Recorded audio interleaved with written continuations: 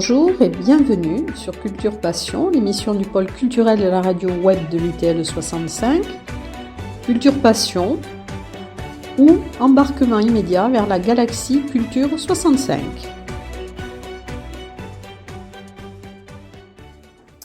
L'été tarbais a été ponctué et agrémenté, malgré et à cause du contexte sanitaire actuel, d'événements culturels en édition allégée qui ont tous été regroupés donc, sous l'appellation Sur un air 2. Après Sur un air de Tarbes-Encanta, Sur un air d'Equestria, nous allons découvrir du 18 au 21 août Sur un air de Tarbes en tango. Pour nous en parler, nous recevons aujourd'hui dans Culture Passion le directeur artistique de Sur un air de Tarbes en tango, Michel Duhamel, et nous allons donc lui poser quelques questions. Bonjour, Michel Duhamel. Bonjour. Alors bonjour monsieur, voilà. Depuis quand Tarbes en tango existe et qu'est-ce qui a motivé l'intérêt pour le tango à Tarbes? Alors, c'est une très vieille histoire puisque l'association Tanguy Ando Ibos a été une des premières associations en France, juste après Paris et Marseille. Donc c'est dans les tout débuts du tango, donc ça fait de plusieurs dizaines d'années. On a fêté les 30 ans de l'association cette année, donc vous voyez que c'est une histoire assez ancienne. Et pourquoi un festival de tango? Eh bien, simplement, la mairie de Tarbes, à ce moment-là, il n'avait pas d'activité forte, de point fort pour ponctuer la fin de l'été.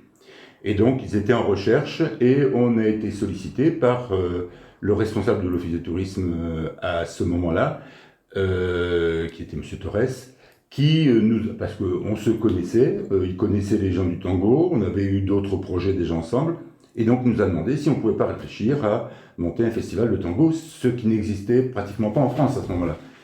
Ça a été un des premiers festivals, et la première année, on a démarré très fort, avec une grande vedette, puisqu'il y avait un film qui venait de sortir qui s'appelait La leçon de tango, et dès cette première année, on avait le danseur et donc l'acteur principal du film qui participait comme maestro du festival.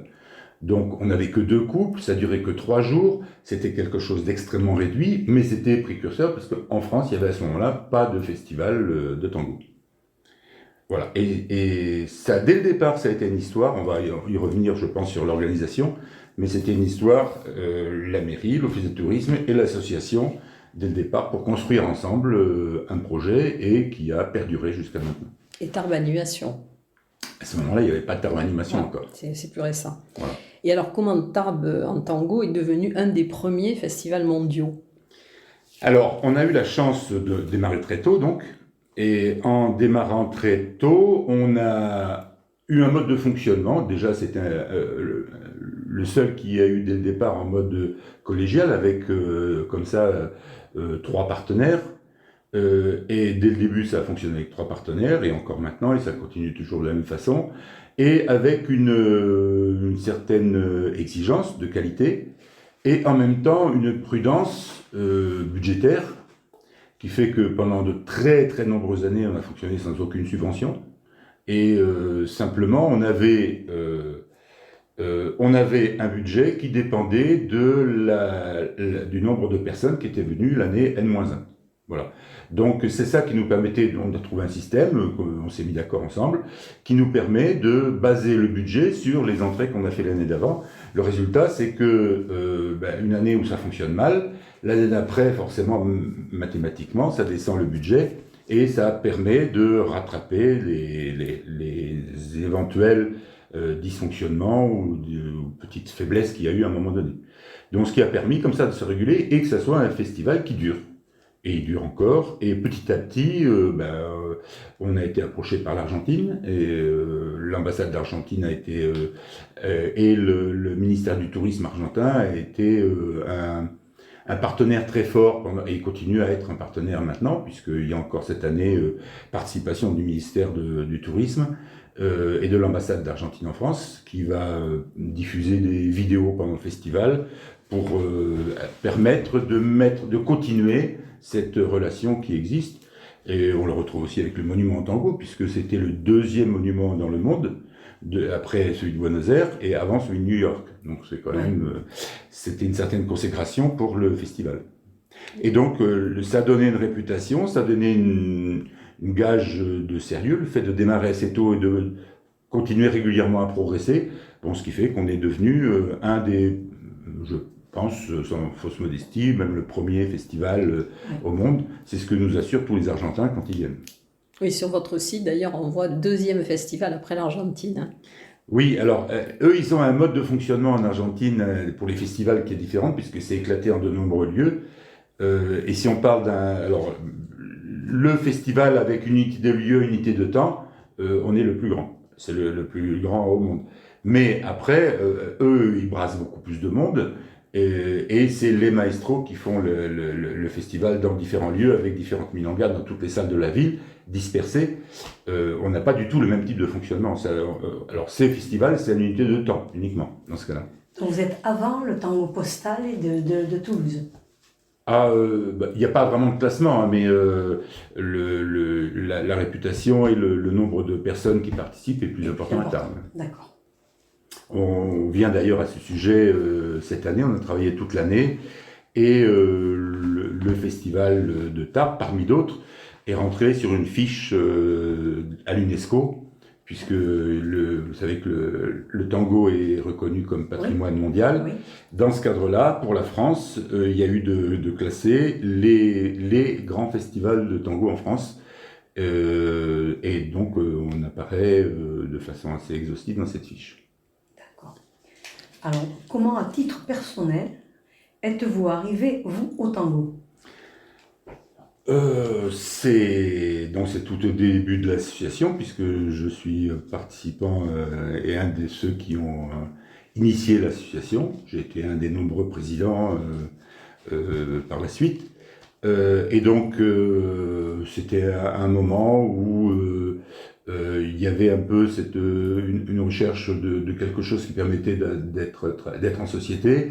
Et en même temps, alors la danse, j'aimais beaucoup la danse. Et puis un concours de circonstances qui fait que il y a une des personnes qui était dans le cercle d'amis qui a eu une opportunité pour du tango argentin, ce qu'on ne connaissait pas du tout.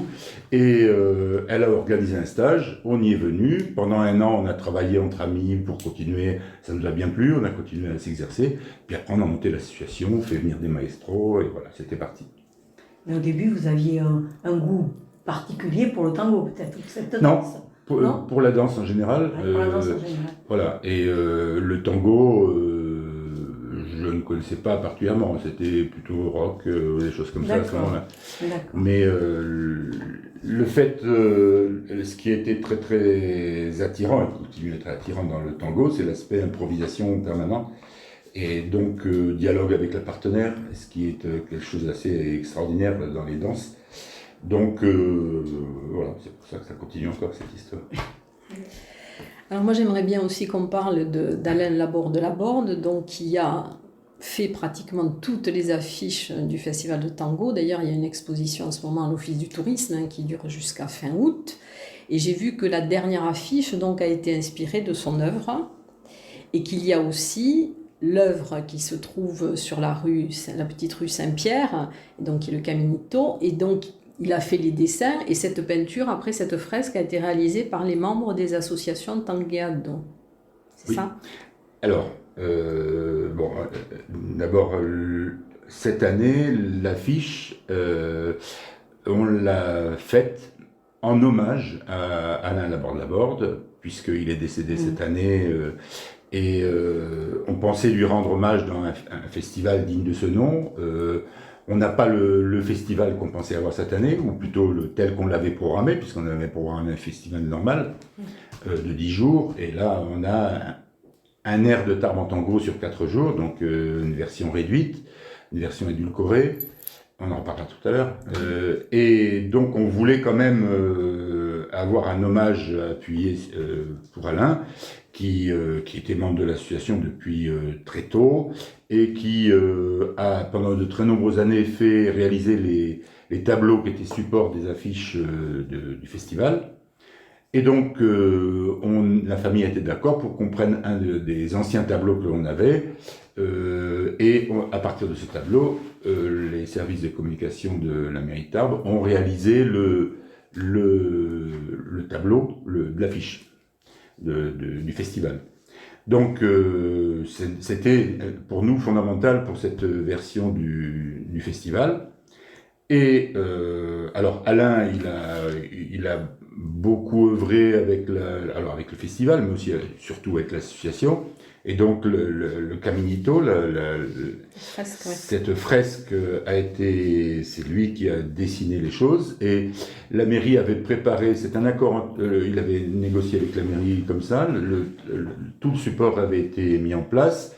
L'échafaudage était mis en place par la mairie et après, les gens de l'association venaient aider Alain et il y a eu pas mal de monde qui est venu, qui a participé pendant plusieurs semaines pour réaliser la fresque elle-même. Voilà.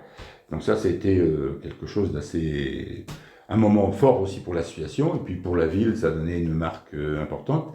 Il y en a une autre différente à Ibos. Il y a un mur qui est peint de la même façon, avec les mêmes conditions, c'est-à-dire préparation par la municipalité d'Ibos et réalisation par Alain et par les adhérents de l'association. C'est bien. Et celle de Tarbes, elle a été réalisée en quelle année?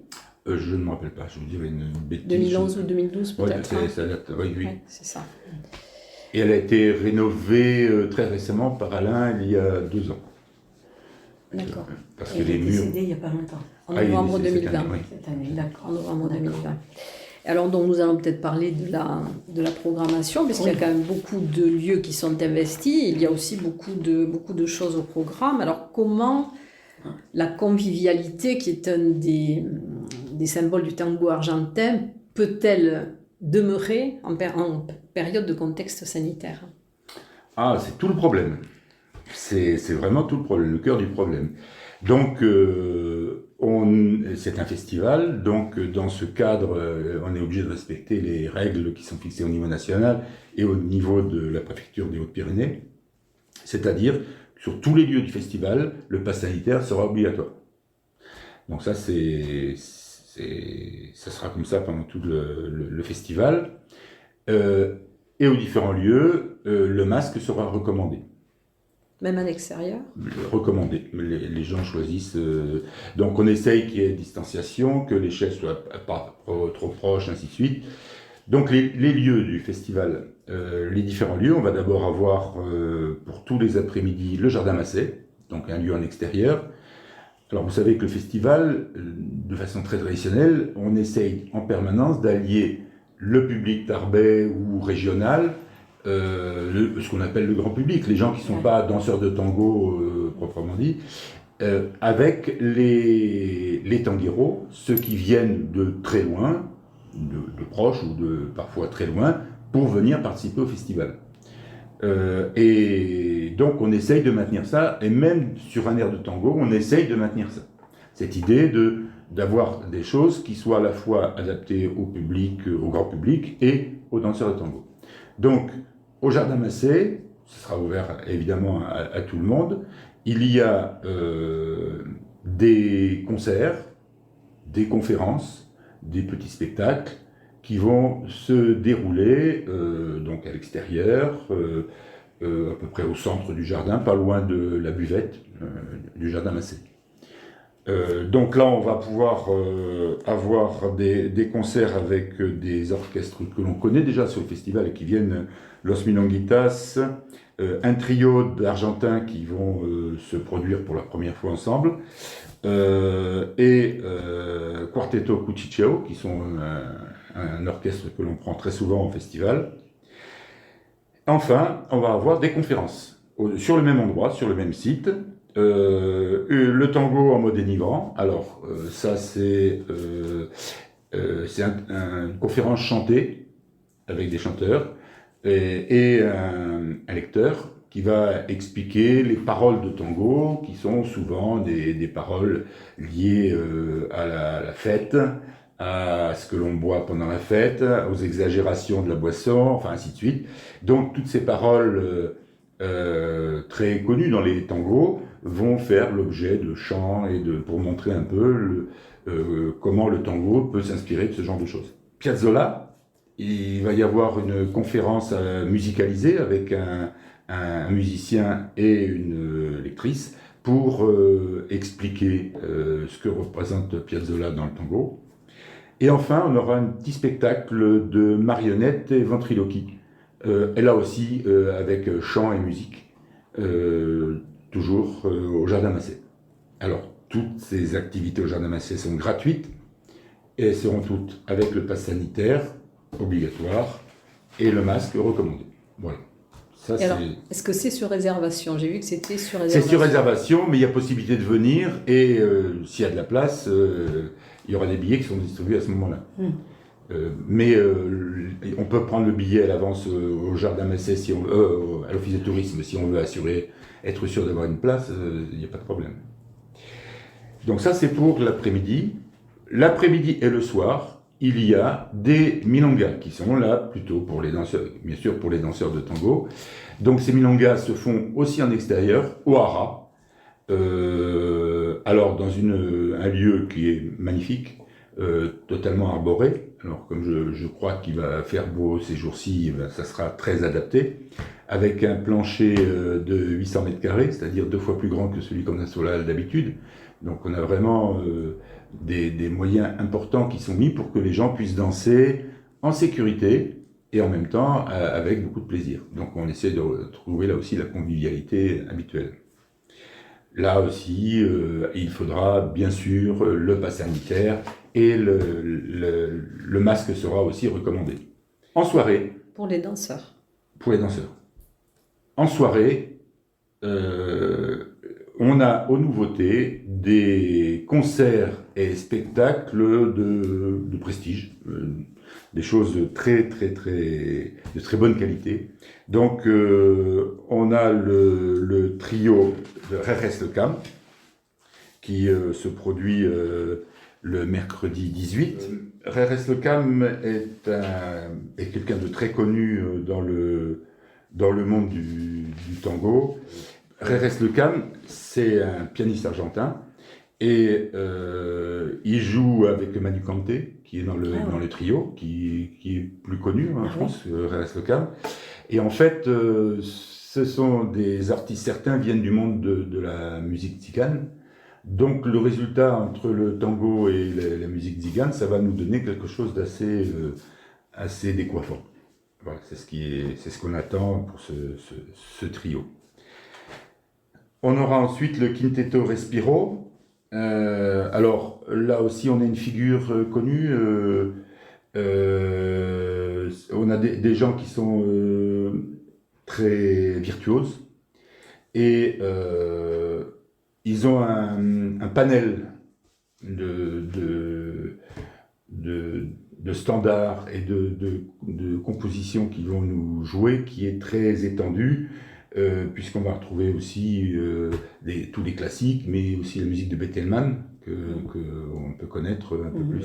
Ensuite, le vendredi, Typica Folklorica, c'est un ensemble de musiciens, donc là qui seront beaucoup plus nombreux, puisqu'on a 7 musiciens qui sont sur scène.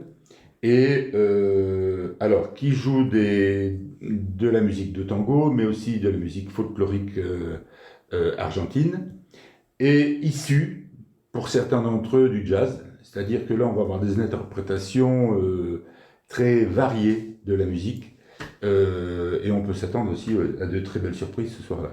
Alors ça, c'est pour les concerts, et on a le samedi 21, un spectacle magnifique avec 6 couples de danseurs.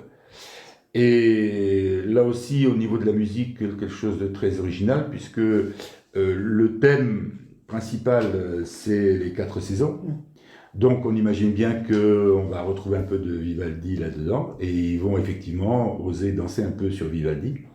Et ça va rythmer l'ensemble du spectacle, qui lui va comporter beaucoup de tangos classiques, en particulier de Piazzolla.